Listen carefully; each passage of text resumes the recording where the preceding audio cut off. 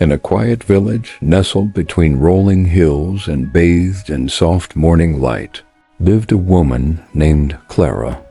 Everyone knew her for her extraordinary garden. It wasn't the biggest, nor did it have rare or expensive flowers, yet people would pause each morning as they passed her home, drawn by its beauty. The colors seemed brighter, the flowers fuller, and everything felt so alive. The roses stood proud, the daisies leaned gently toward the sun, and even the smallest blossoms seemed to breathe with a calm joy. One early morning, as mist drifted from the stone road, a young man named Leo stopped at the wooden gate. He had walked past Clara's house many times, but today his curiosity got the better of him. He knocked softly. Clara appeared, her hands stained with soil, a peaceful smile on her face. "Miss Clara," Leo said, almost shyly, "your garden feels different from any other I've seen. It's like it has a soul. How do you make it so beautiful?" Clara laughed quietly and invited him inside. "It's not only the flowers I care for," she said. "It's also the thoughts I plant each day." Leo frowned slightly. "Thoughts?" he asked. She led him to a small, forgotten corner of the garden where the soil looked dry and thin. "Years ago," Clara explained, "this part looked just like the rest of my life. I planted seeds in anger, watered them with worry, and shaded them with fear. Nothing healthy could grow. Only weeds survived." She pulled a small dandelion from the ground and continued, "Then one day I realized something important. My garden outside looked exactly like my garden inside." Leo repeated the words slowly. "A garden inside?" "Yes," Clara said gently. "Our mind is a garden. Thoughts are seeds. Whatever we plant consistently will eventually grow." That night, Leo lay awake in his small room, staring at the ceiling. Clara's words echoed in his mind. He thought about his own days, filled with frustration at work, jealousy of others, and constant self-doubt. For the first time, he wondered if those thoughts were the reason he felt so heavy and tired.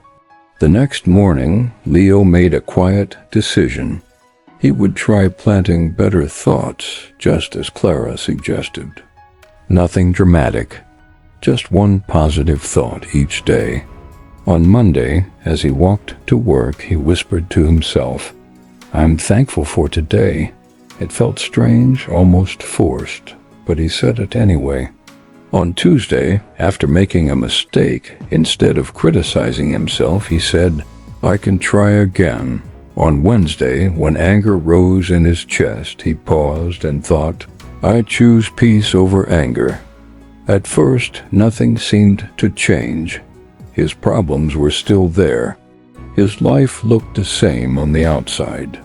But slowly, something inside him began to soften. He noticed he was breathing more calmly. He slept better. He listened more. Weeks passed, and Leo felt lighter, kinder, more patient. Even the people around him began to notice.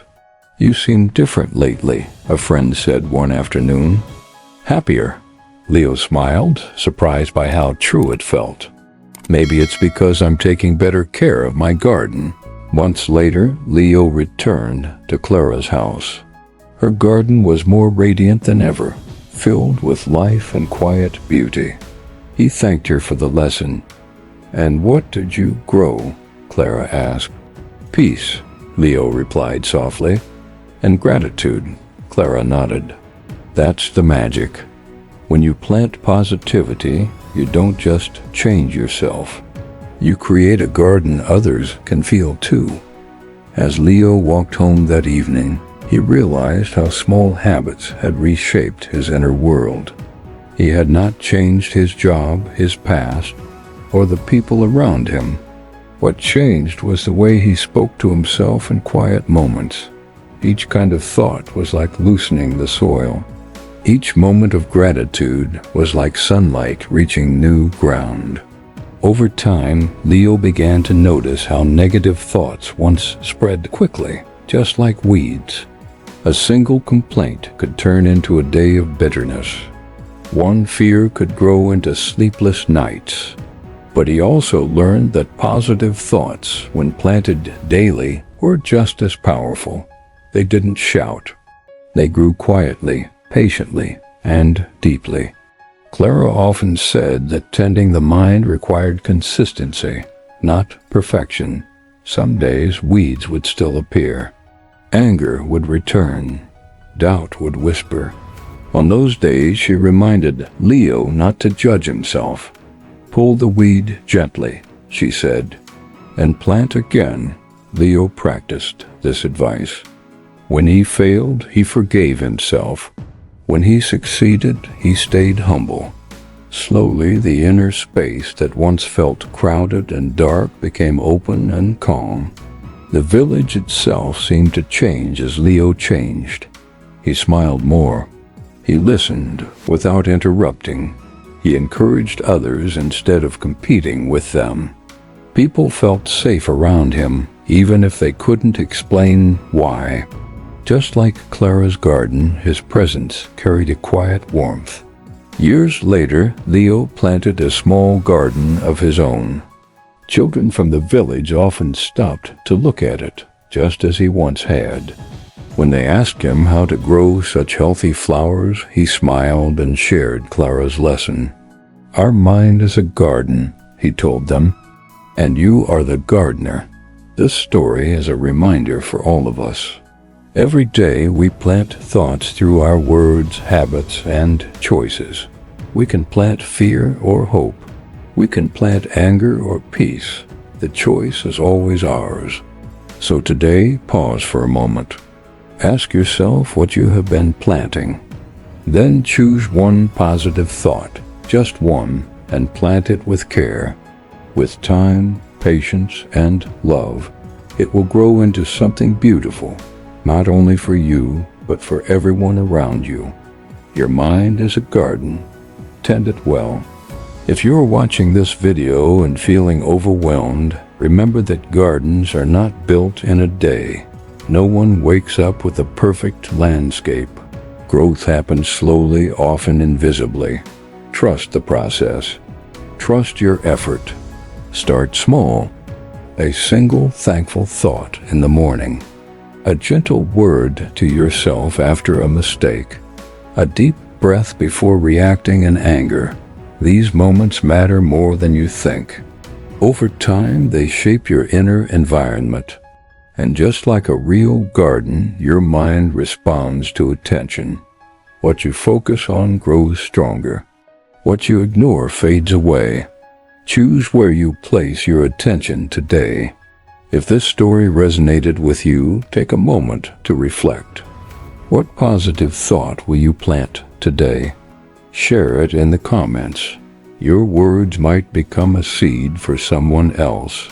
Like, share, and subscribe for more inspiring English stories that nourish both language and life. Welcome to English Life Dailies, where we plant positivity every day.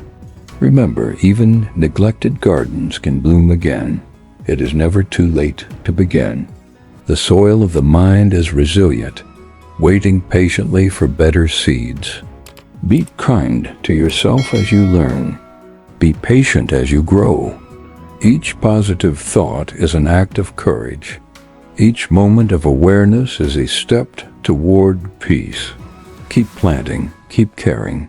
Your future self will thank you. Plant positivity today and let your life become a garden worth walking through.